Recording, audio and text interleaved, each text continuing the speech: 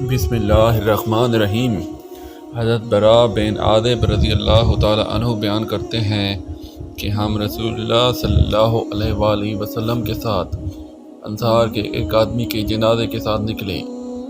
جب ہم اس کی قبر پر پہنچے تو وہ بھی کھودی نہیں تھی، چنانچہ رسول اللہ صلی اللہ علیہ وسلم بیٹھ گئے اور ہم بھی آپ صلی اللہ علیہ وآلہ وسلم کے گرد ایسے بیٹھ گئے جیسے ہمارے سروں پر پرندے ہیں۔ اس کے ہاتھ میں ایک چھڑی تھی جس سے وہ زمین کو نوچ رہا تھا۔ اس کے بعد آپ نے اپنا سر اٹھایا اور فرمایا، قبر کے عذاب سے اللہ کی پناہ مانگو۔ جب وہ واپس جاتے ہیں تو ان کی جوتیوں کی پٹائی ہوتی ہے اور اس وقت پوچھا جاتا ہے کہ اے فلاں، تیرا رب کون ہے، تیرا دین کیا ہے اور تیرا نبی کون ہے؟ دو فرشتے اس کے پاس آئیں گے، اسے بٹھا دیں گے اور اسے پوچھیں گے تمہارا رب کون ہے؟ وہ اسے پوچھیں گے تمہارا دین کیا ہے؟ وہ اسے پوچھیں گے تمہارا دین کیا ہے؟ اس شخص کے بارے میں جو تم میں سے کسی کام پہ بھیجے گئے تھے اس پر ایمان لایا اور اسے درست سمجھا۔ نبی کریم صلی اللہ علیہ وسلم نے فرمایا، پھر آسمان سے ایک پکارنے والا پکارے گا کہ میرے بندے نے سچ کہا ہے، اس لیے اس کے لیے جنت میں سے ایک بستر بچھا دو، اسے جنت سے کپڑے پہناؤ اور دروازہ کھول دو، اس کے لیے جنت کا دروازہ، تو اس کی خوشبودار ہوا اور خوشبو اس کے پاس آئے گی اور اس کے لیے جہاں تک آنکھ نظر آئے گی جگہ بنا دی جائے گی۔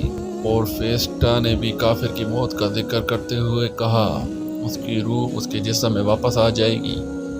دو فرشتے اس کے پاس آئیں گے، اسے بٹھا دیں گے اور اس سے پوچھیں گے کہ تمہارا رب کون ہے؟ جواب دیا، افسوس میں نہیں جانتا۔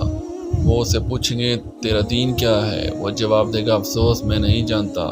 وہ پوچھیں گے وہ شخص کون تھا جسے تم میں سے ایک مشن پر بھیجا گیا تھا؟ وہ جواب دے گا، افسوس میں نہیں جانتا۔ پھر جنت سے پکارنے والا پکارے گا، اس نے جھوٹ بولا ہے تو اس کے لیے جہنم سے بستر بچھا دو، اسے جہنم سے کپڑے پہناؤ اور اس کے لیے جہنم کا دروازہ کھول دو۔ پھر اس کی کچھ گرمی اور وبائی ہوا اس کے پاس آئے گی اور اس کی قبر کو اس طرح دبا دیا جائے گا کہ اس کی پسلیاں ایک ساتھ ریزہ ریزہ ہو جائیں گی۔ جو اندھا اور گونگا ہے پھر اس کے سپرد کر دیا جائے گا۔ اس کے پاس ایسا ہتھوڑا ہوگا کہ اگر پہاڑ اسے ٹکرا جائے تو وہ اسے دول دے گا۔ جو مشرق کی ہر چیز کو سنائی دے گی اور مغرب سوائے انسانوں اور جنوں کے، اور وہ مٹی ہو جائے گا۔ پھر اس کی روح واپس کر دی جائے گی۔ قبر سے متعلق ایک مثال قرآن کریم کے درج ذیل آیت میں دیکھی جا سکتی ہے۔ بظاہر مطلب یہ ہے کہ اللہ تعالیٰ کسی کو موت دیتا ہے اور پھر قبر میں رکھتا ہے، تاہم حقیقت میں یہ اللہ تعالیٰ کسی شخص کو قبر میں رکھنے والا نہیں ہے، بلکہ دوسرے انسان ہیں جو میت کو دفن کرتے ہیں۔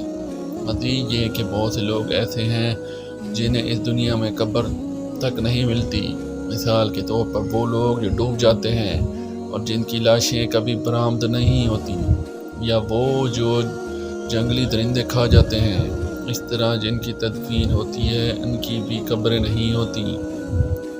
اسی طرح یہاں والا اس قبر سے متعلق ہے جسے اللہ تعالیٰ ہر فرد کے لیے موت کے بعد کی زندگی میں پیدا کرتا ہے۔ حضرت مسلم موترا نے اپنے تفسیری نوٹ میں اس آیت کی وضاحت کرتے ہوئے فرمایا، اصل معنی یہ ہے کہ اس دنیا میں انسان کے رشتہ دار اسے قبر میں جگہ دیتے ہیں، حالانکہ اصل قبر وہ ہے جس میں اللہ تعالیٰ انسان کی روح کو رکھتا ہے۔ لہذا جیسا کہ میں نے ذکر کیا ہے، یہ روحانی اور تمثیلی معاملات ہیں۔ ان کا ظہور اس وقت ہوگا جب جسمانی زندگی ختم ہو جائے گی اور ایک شخص اپنے آپ کو جزا و سزا کے لیے اللہ تعالیٰ کے سامنے پیش کرے گا۔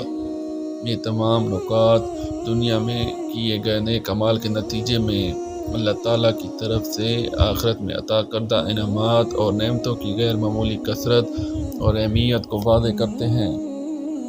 اسی طرح وہ اس دنیا میں انجام پانے والے برے اعمال کی وجہ سے آخرت میں ہونے والی سزا کی سختی کو بھی بیان کرتے ہیں۔ ان سب کا اظہار اس لیے کیا گیا ہے کہ انسانوں کے انعامات اور سزا سے وابستہ مشکلات کی شدت کو سمجھا جائے۔